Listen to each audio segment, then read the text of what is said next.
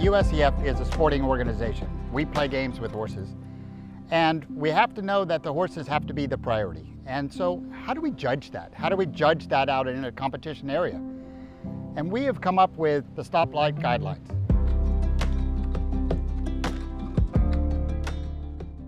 This green, yellow, red. That's the idea of something that, from a visual point of view, that we're all used to. So this green is something that you actually love to watch, and you would have to say that, 95% of what you ever see in a competition ring, you really love to watch. It doesn't matter what the breed or discipline is, right? You enjoy watching it, even if you're not educated in that breed or discipline. And then there's the yellow, there's a cautionary. I don't understand that. And I know for me, it always feels like when I start to squirm a little bit, I feel uncomfortable about what I'm watching. And that's the yellow zone. It's a cautionary side.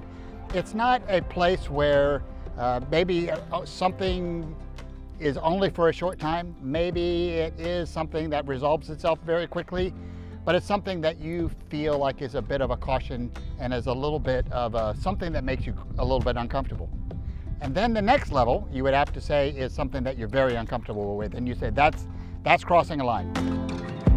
What we're all looking for, what we all strive for in our time with horses and what we train for, is this invisible communication that we have in all of our sports.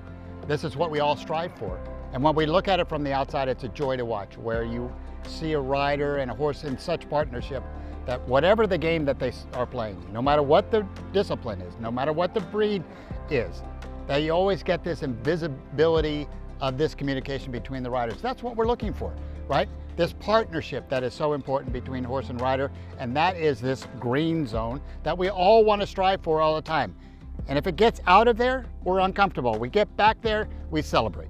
The obvious actions that are in the red zone are really misuse of aids, aggressive misuse of aids, losing your temper, using aids as a punishment instead of as a guide.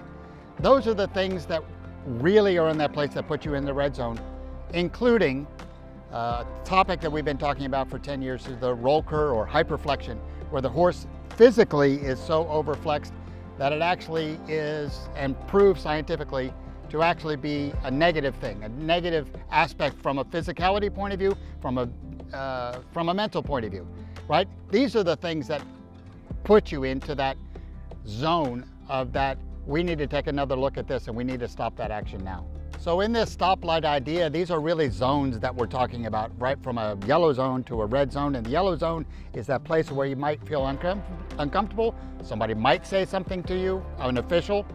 And the red zone, the official is going to come in. He's going to say something to you. And in that place, you want to get the feeling that that could be a verbal warning, it could be a recorded warning, it could be a yellow card. Depends on how that goes, right? It could go on and even be in the judicial process later on in the USEF.